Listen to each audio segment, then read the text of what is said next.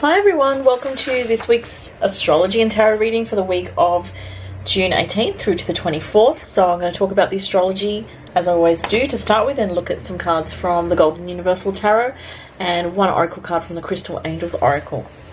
Alright, so this week some interesting things. Beginning of the week, Wednesday we have Mercury in Cancer making a trine with Jupiter. And then on Thursday, Mercury makes a trine with Neptune. So a lot of watery energy and a lot of positive flow of energy. So a trine is a positive aspect, and it allows for a sort of an open flow of energy. Okay, so with Mercury trine Jupiter on Tuesday, Wednesday, there should be positive communications during your day that flow, and there might be great ideas that come to you, or a feeling of faith, that like a sense of renewed faith. If things have been difficult, recently, there could be some good news as well, because Mercury is a messenger, and it also relates to information coming to you or that you send to others. Also stuff to do with short trips, as well as technology. Now, being Cancer, it also relates to home security and can also relate to your finances a little bit as well. So I think there could be some good news for a lot of people Tuesday, Wednesday, whether it's to do with home, family, a positive communication, some luck or good news. Okay, and also Thursday with Mercury trine Neptune, this energy is very spiritual energy. It can relate to inspiration coming to you, an opening up of your psychic abilities, or an interest in sort of looking into psychic spiritual phenomena. Also can relate to having very emotional dreams or very spiritual dreams. So you could be dreaming about, your soul group or soul connections, deceased loved ones, things like that. There can be messages from spirit coming to you if you're open to that, especially on Thursday when we have that trine with Mercury and Neptune, because Mercury is the messenger. As I said, when it's trine with Neptune, it's almost like saying to you that the veil between our world and the other side is very thin, and that you can expect to receive signs, omens, or messages from loved ones if you have deceased loved ones. Also, you can receive messages from your guides very strongly on Thursday. If you are someone that meditates, I'd say Thursday is a very powerful day for meditation involving clairvoyance or messages from your guides. So it would be a good day to connect if you're into that sort of thing. Or it would be a good day to meditate for stress relief as well on Thursday.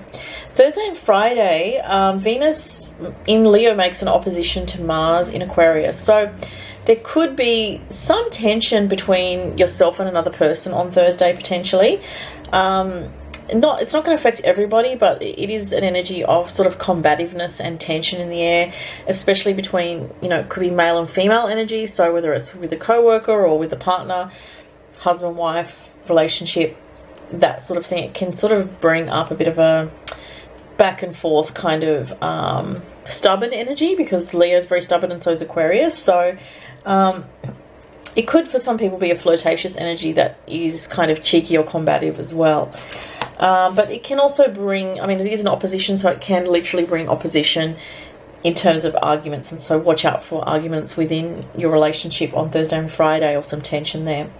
Friday, the sun moves into Cancer. So this is a very strong energy shift into Cancer with a focus on family, your soul group, your tribe, people that are like-minded, kindred spirits. It's also a very nurturing energy. So if you have a family, you may feel more nurturing towards your family. Like in Sydney at the moment, in Australia, it's winter time, so we're having quite a cold winter. So making soups and chicken soup, or whatever you're into, healthy warm foods that are just really nurturing, that sort of thing. And what else can I say? Sunday, Mercury opposes Pluto, so something to look out for there on Sunday.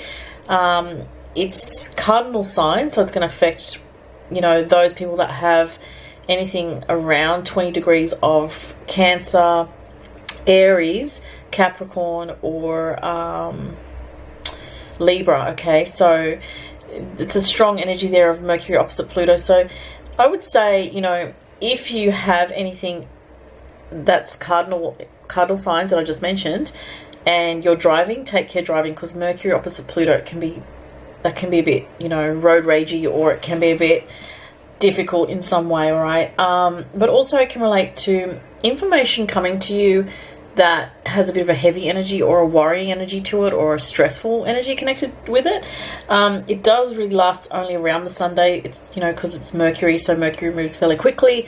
So by next week, if you have some stress on Sunday, if you are one of those cardinal signs, just try not to react too heavily with too much intensity and stress yourself out, because by next week it should be cleared up in some way. But do listen to your intuition if you are affected by that Mercury opposite Pluto. And if you have children, there can be tension with children on Sunday, because Mercury can relate to children as well, especially in Cancer. Family issues as well can come up with Mercury opposite Pluto.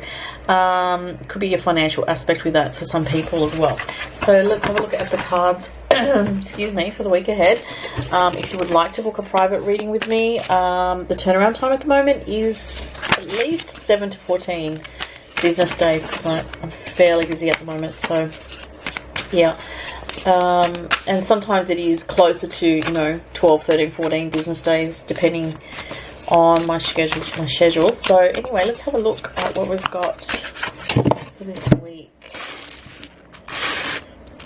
Alright, there is something over here that's pulling my energy and attention. There's a couple of somethings, I feel. That one.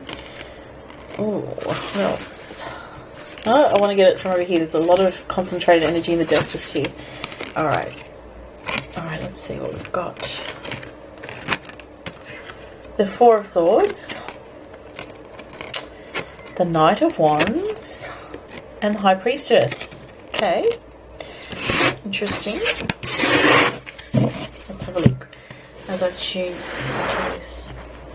Right, so the Four of Swords, it's a bit of an energy of trying to take a bit of a deep breath and make time for yourself, and to rest when you need to, not to sort of jam-pack your week this week with too much, because you may run yourself down, or you may feel like you're overdoing it in some way. So pull your energy back from other people a little bit this week is what the advice from this card is.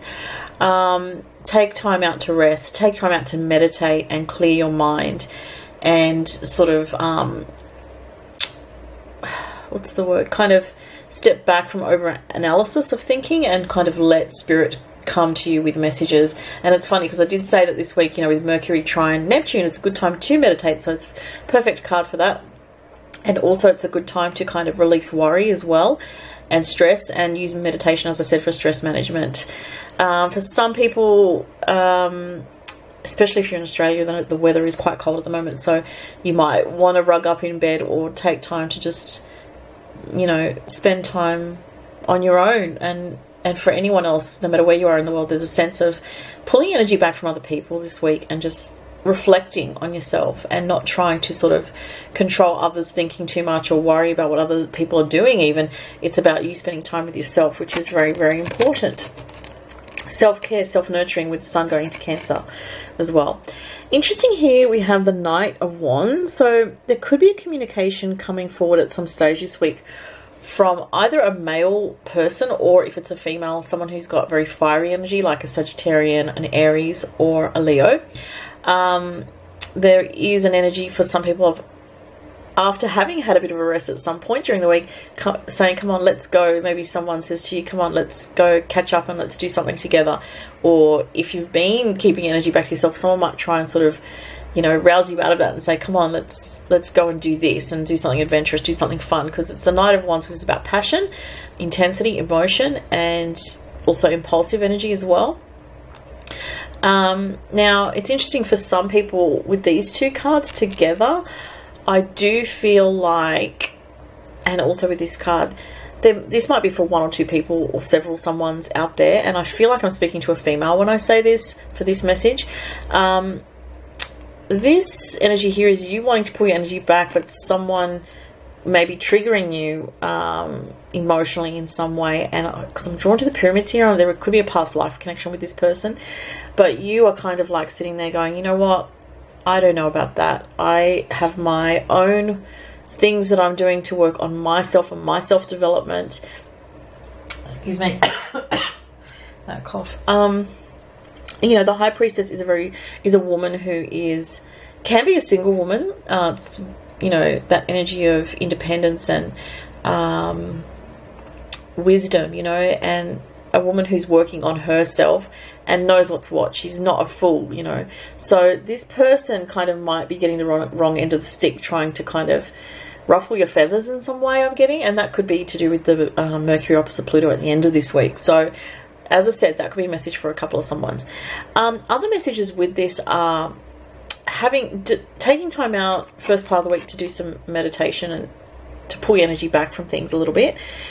And then this is like a renewed passion coming in, where you feel like your inspiration comes back and excitement and enthusiasm for life comes back after feeling not so great here. Maybe even this can be sometimes feeling unwell and needing to rest and just pull your energy back from your routine and work and all that sort of thing.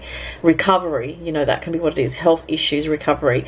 But this is like saying, well, your energy is going to come back and you're going to feel, you know, your passion start to come back, but you also need to move forward with balance and wisdom about, you know, not pushing yourself too hard, not taking on too much, and using this week's energy to kind of tap into a more spiritual theme because of the High Priestess here and a higher perspective about your life. So whether that's actively doing things that involve psychic development or reading spiritual books or, ooh, gosh, that type of thing, can be any of the above. Had a few cards flip over, so I won't get those. Usually when it's one or two, but then I think there was three there. So this one's pulling itself out of the deck, so I'm going to go with that. Oh, beautiful. Okay, interesting. Forgiveness heals, it says. Topaz. Time to release repressed anger as it's blocking your health and happiness. Ooh, that's intense. Okay, so, right, interesting, because, you know, with that Knight of Wands as well, that could be someone from your past trying to communicate with you. And there's still unresolved feelings of hurt or upset potentially here. With this, it says forgiveness heals. It's definitely about relationships, okay? And with all that Cancerian energy at the moment, the Sun and Mercury in Cancer, it can be about the past. So it is suggesting that we release all anger towards a particular person. Sometimes we do feel we need to hold on to that anger so that we remember, okay, that person is not good for me. Because, you know, if you're a very empathic person, you can have such a soft spot for people and feel for them so much at times that your anger is like a protective barrier that kind of lets you say, okay, that person did me harm. You know, they've always shown that they're not good for me, so I need to be angry at them to just keep the boundary in place, because as soon as you feel like you're softening your boundaries, you feel like you're letting them in again. So that's one thing that is coming through for some reason as part of this message, as a way to say, well, you can still forgive that other person and, you know, sort of let it go in that sense and understand they're on their own path, they're having their own struggles, and, you know, sometimes we don't really see the depth of other people's pain, or, you know, we don't truly understand it, because we may have had our own pain, but it's different to another person's pain, and then the next person's pain is different. So it's about some understanding, but also knowing that, you know, when you forgive, it doesn't mean that the person can breach a boundary with you, okay? So remembering that and letting yourself forgive from past hurts and forgive people's mistakes, but not letting them take advantage of you at the same time. So it's a tricky balance, I think, that one. I think it sort of requires a lot of self-reflection and, you know, you can still have boundaries with people without being angry, I guess, and you know, knowing what your boundaries are, knowing, okay, you know what, that person hurt me a lot, I really don't feel that it would be right to let them back into my life, but I forgive them because they're learning, they're a soul learning just as I am, we're all learning here. So, and forgiveness can mean that on a higher level you acknowledge that on a soul level there is still love there, but in the physical realm you know, you can acknowledge, okay, that person, you know, has breached some kind of boundary with me, which I need to, in this physical reality, draw a sand in the line and say enough's enough, sort of thing. So that's part of the message here. For some people, I am getting a parental connection with this, so I'm getting a lot of people strongly father figure, but for some people it could be your mother as well, or even another relative. But there's something about family issues that you're trying to work through and heal in this lifetime. It's not easy. There's a lot of heaviness, and it can take years and years to sort of heal that ancestral karma. So there's something here about that as well that's coming to your awareness this week. And it may not be that you can reach the point of being able to forgive. You know, that's a personal journey. No one can tell you, oh, just forgive. You know, it's your own personal journey, and you come to it when you come to it. So those were the messages for the week, everyone. Thank you so much for watching, and have a beautiful week. Bye.